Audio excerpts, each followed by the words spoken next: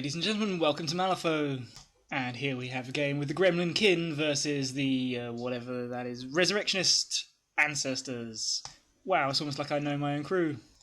For terrain, we've got some hills, some height 1 severe terrain, forests, a tree. I guess these buildings are impassable, but you can go on top of that building.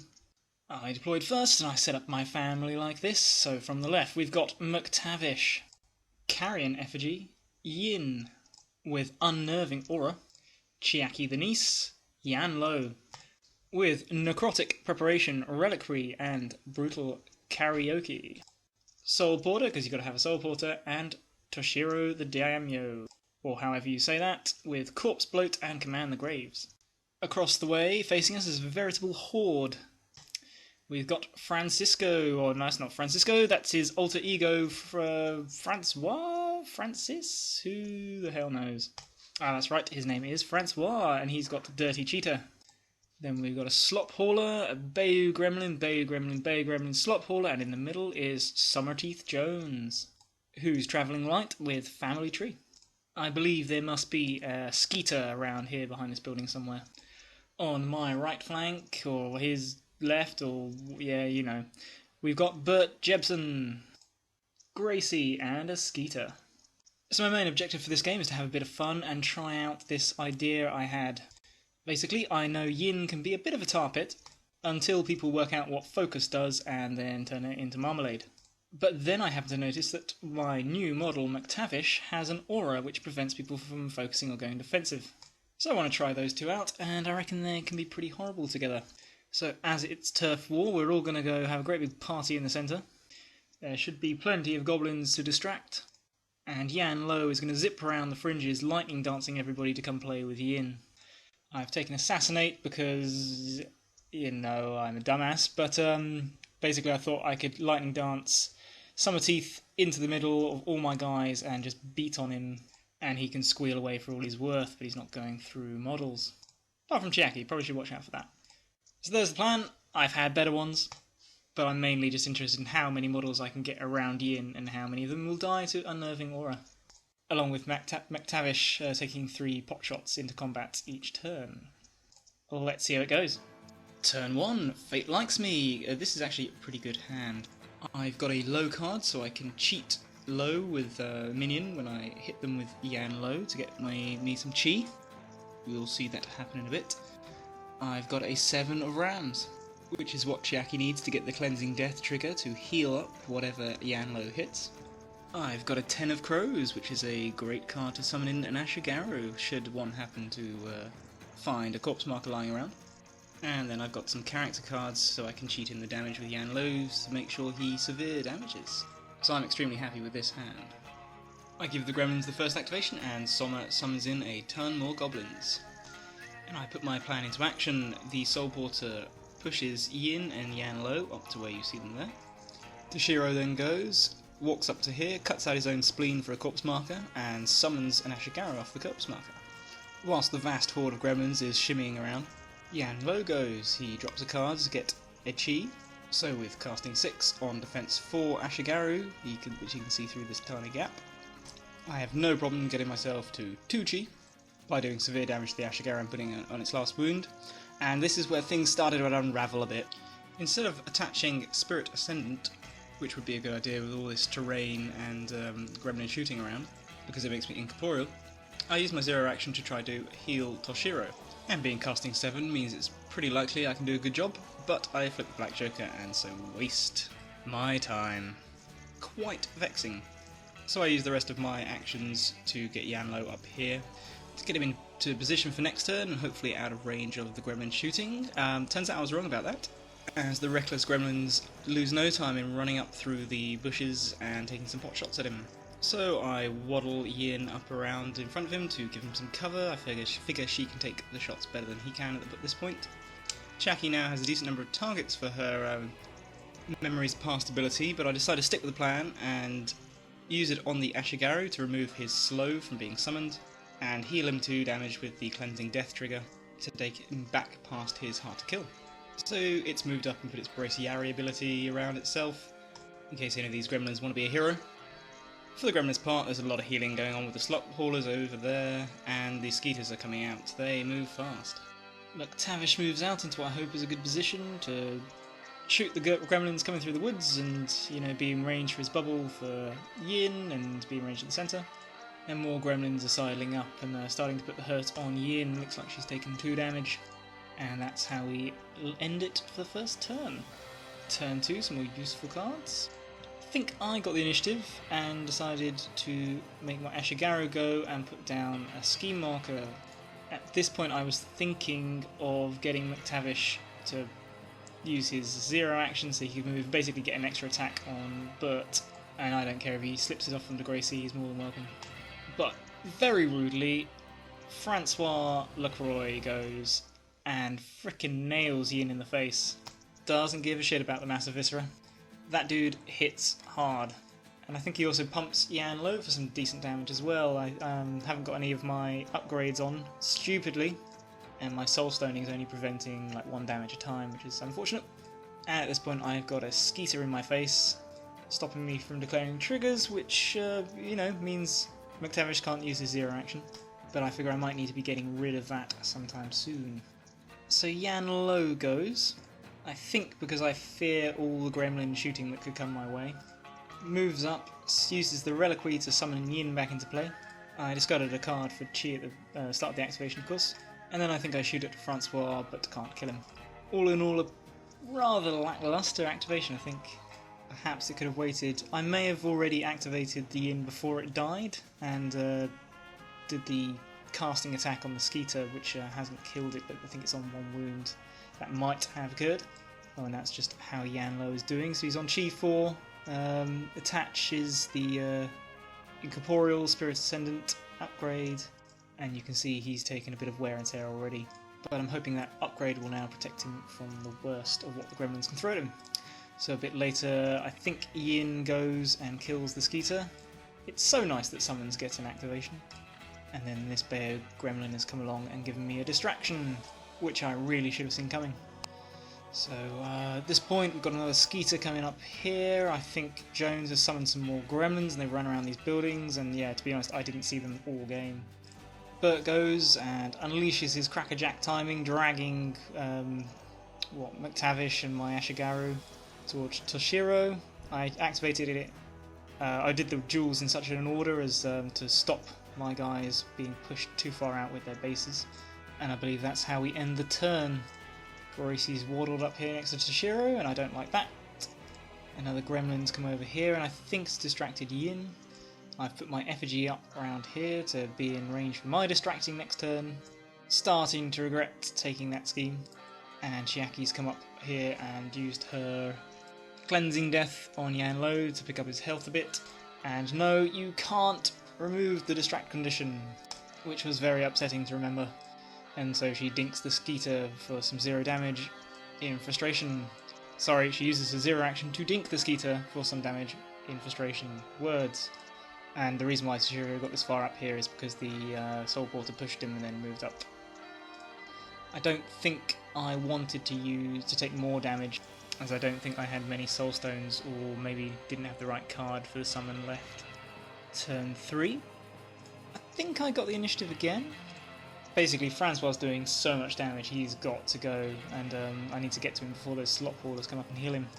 So Yan Lo lightning dances out of combat in to engage this Gremlin, and then uses his brutal karaoke to floor the poncho-wearing Francois.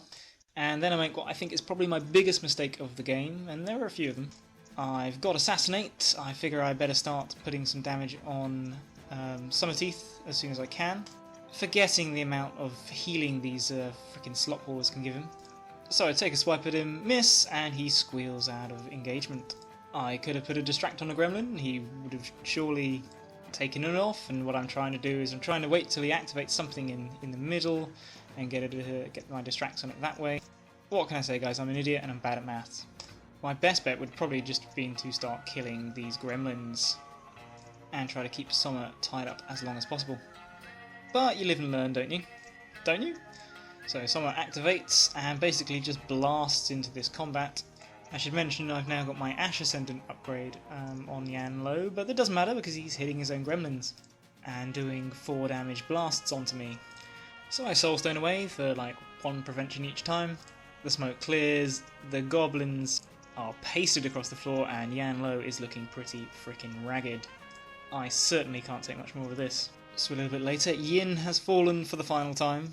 You'll have to forgive my memory, but I think Bert shot into combat and blasted into her and killed her. Because fuck blasts. So I go with McTavish before the Skeeter can go and stop me from doing it. I use the 0 action to push towards the scheme marker, because I'm hoping Yin's corpse will be useful for Toshiro. I get the mask trigger and push out over here and then put distract on both these gremlins. In hindsight, if I was going to do this, I should have done this much later in the turn to try to wait for these things to activate, but really I think I should have just attacked and tried to kill them, because my centre is falling apart here, and what I really need to be doing is cutting down his activations and access to the centre. Yanlo way out here is so overexposed, he's really damaged, and I have definitely overextended with him. He should be over back in the centre, helping me out. Clearing the stuff, keeping my models alive, and allowing Toshiro to summon from the corpses so that I can then out-activate him and get some distracts, but yeah. Oh well, hindsight 2020. So you may have noticed that Toshiro is down to a reactivating Gracie. I think I wasted my last Soulstone trying to keep him alive, and I really should have saved that. My effigy's been attacking this little gremlin, as I thought I'd distracted it, but I hadn't. Not that it really mattered, and it was probably actually a better thing just to keep attacking it in the end. McTavish and the effigy are both distracted for my part, and I can't remember, I think I finally took down this Skeeter with Chiaki. Either that or a charge from the Soul Porter. Actually, I think it might have been the Soul Porter that charged and may have killed the Skeeter finally, giving Chiaki a chi.